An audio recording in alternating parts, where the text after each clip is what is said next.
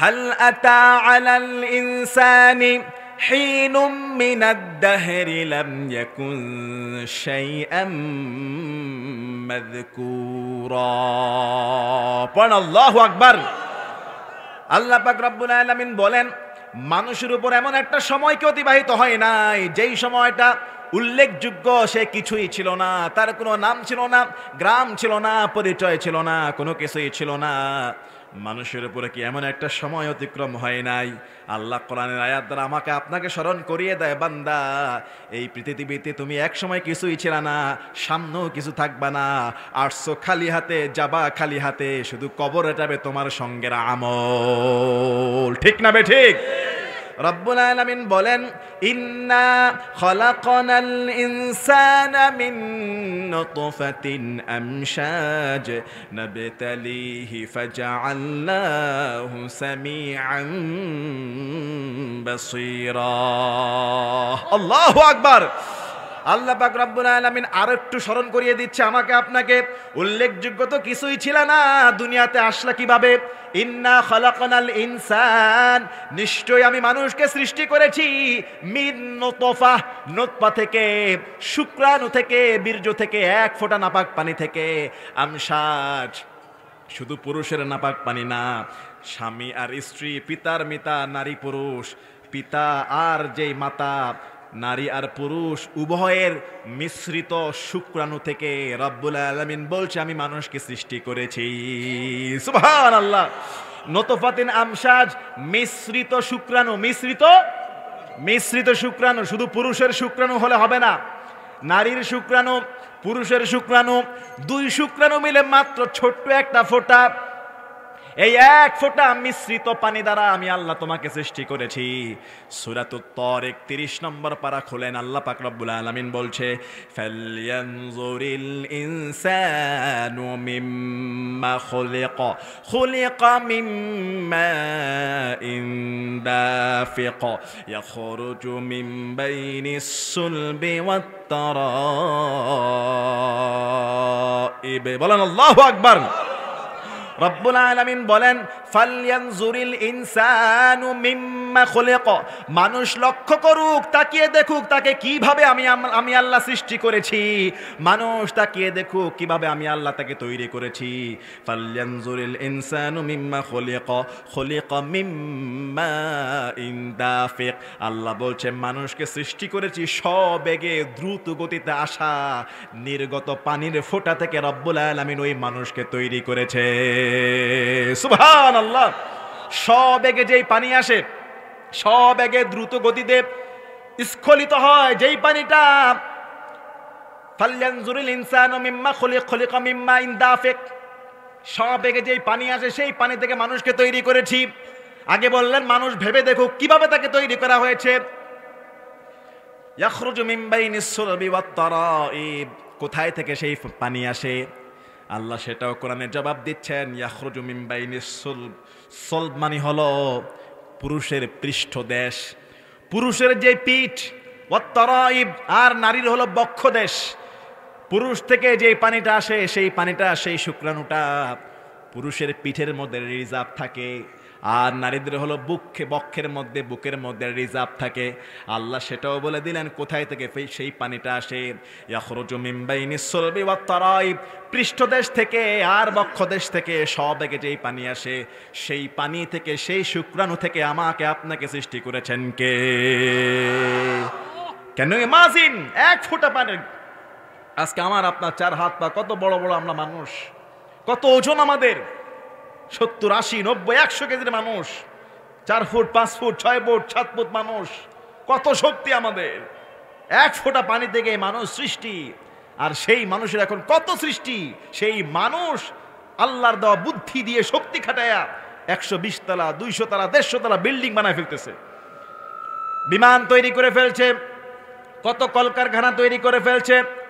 রব্বুল আলামিন সূরাতুল মুমিনুন 18 নম্বর পারা প্রথম পৃষ্ঠায় আল্লাহ পাক রব্বুল আলামিন বলেন, ওয়ালাকাদ খালাকনাল ইনসানা মিন সুলালাতিন মিন তিন থুম্মা জাআলনাহু নুতফাতান ফি ক্বারারিম مكين ثم خلقنا النطفة علقة فخلقنا العلقة مضغة فخلقنا المضغة عظاما فكسونا العظام لحما ثم أنشأناه خلقا آخر فتبارك الله أحسن الخالقين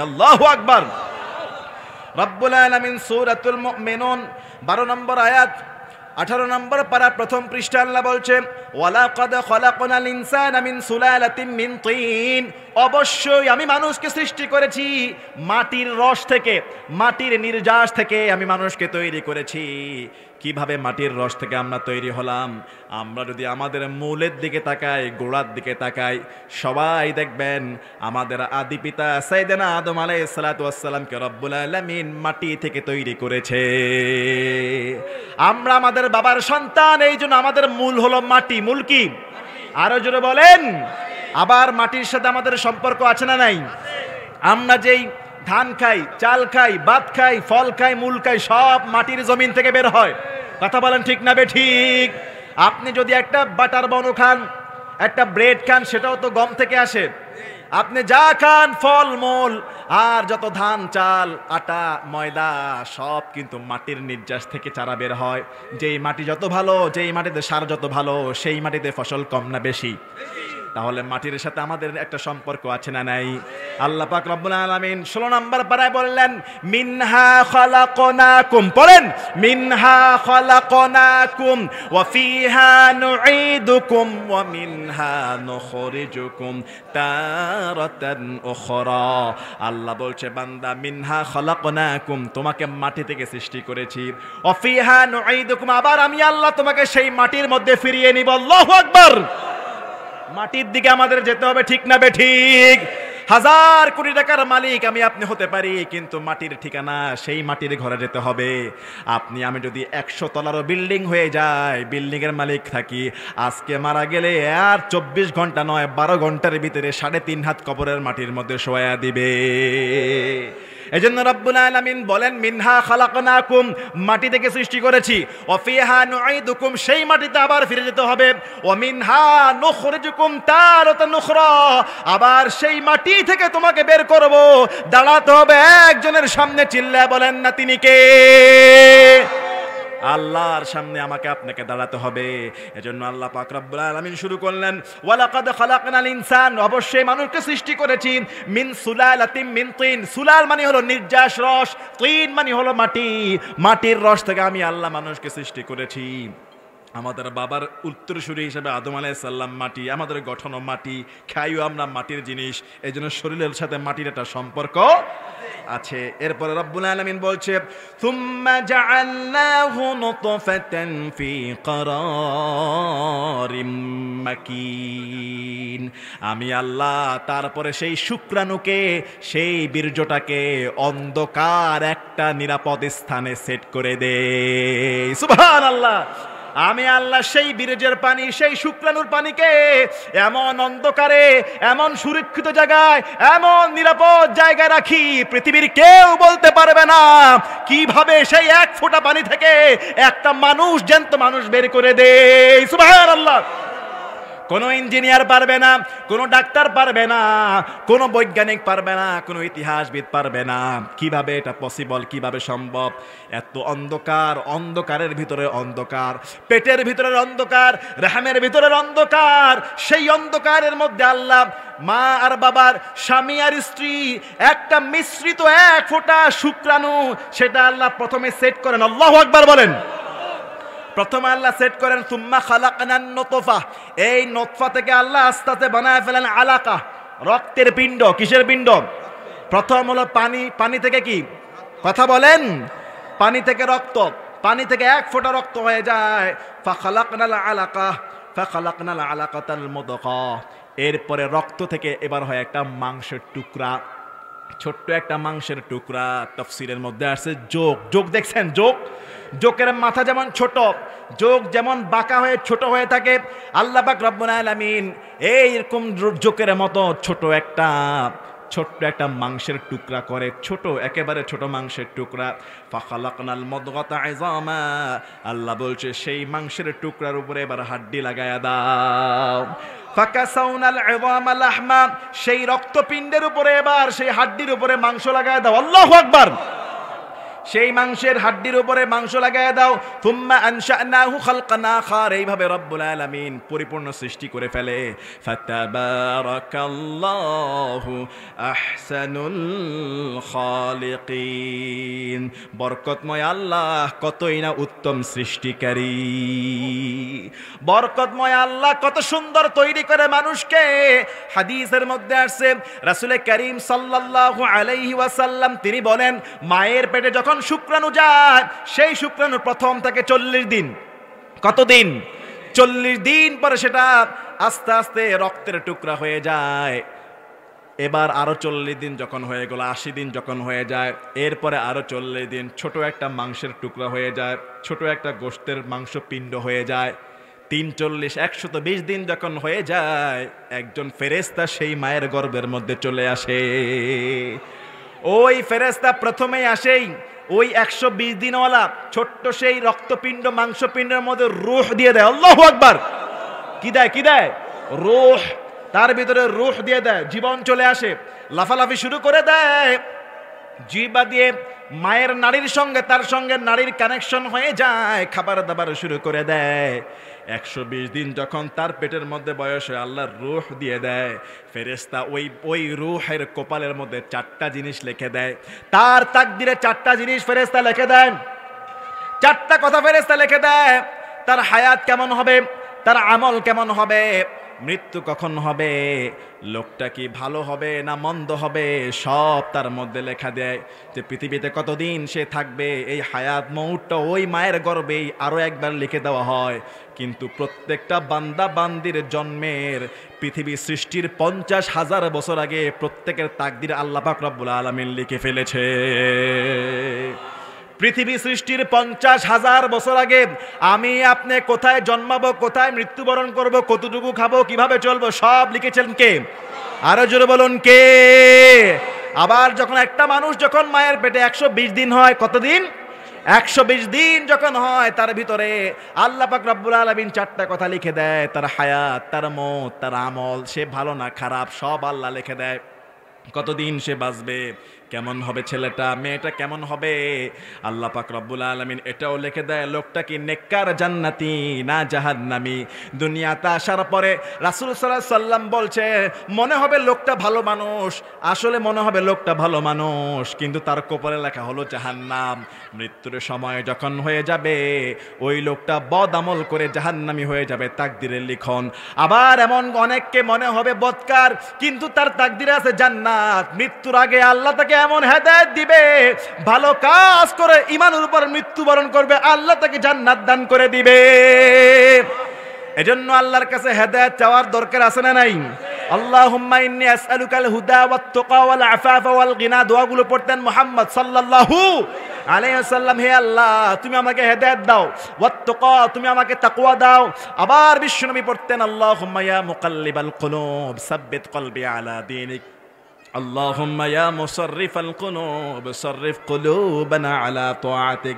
হে কলব ঘুরানো ফেরানোকারী, হে কলব পরিবর্তনকারী, আমি তোমার কাছে দোয়া করছি, সাব্বিত কলবি আলা দীনিক, আমার কলব ইসলামের উপর মৃত্যু পর্যন্ত অবিচল করে দাও। এখন আল্লাহ পাক রব্বুল আলামিন কোরআনুল কারীমের মধ্যে এটাও বলেছে, ওয়া ইয়ালামু মা ফিল আরহাম, মায়ের গর্ভে কি আছে, ছেলে না মেয়ে, আল্লাহ ছাড়া কেউ জানে?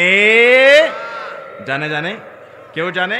জানে না। এখন প্রশ্ন হতে পারে, হুজুর এই যে বর্তমানে আল্ট্রাসাউন্ডে আগেই বলে দেয় পেটের মধ্যে ছেলে আছে না মেয়ে আছে, বলে কি না?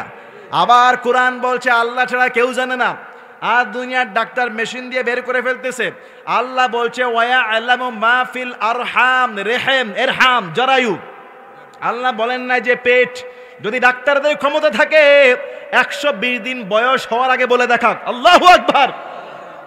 দেখবেন আল্ট্রাসাউন্ডের ডাক্তাররা বলবে 5-6 মাস না হলে কিন্তু বলতে পারে, 1 মাস 2 মাস হলে কি বলতে পারে, 3 মাস হলে কি বলতে পারে, 4 মাস 120 দিন যখন রূহ আসে তখনও বলতে পারে। 5-6 মাস 7 মাসে গিয়ে যখন বড় হয়ে যায় তখন দেখে, কিন্তু তার আগের 5 মাসের খবর দুনিয়ার ডাক্তাররা বলতে পারবে না।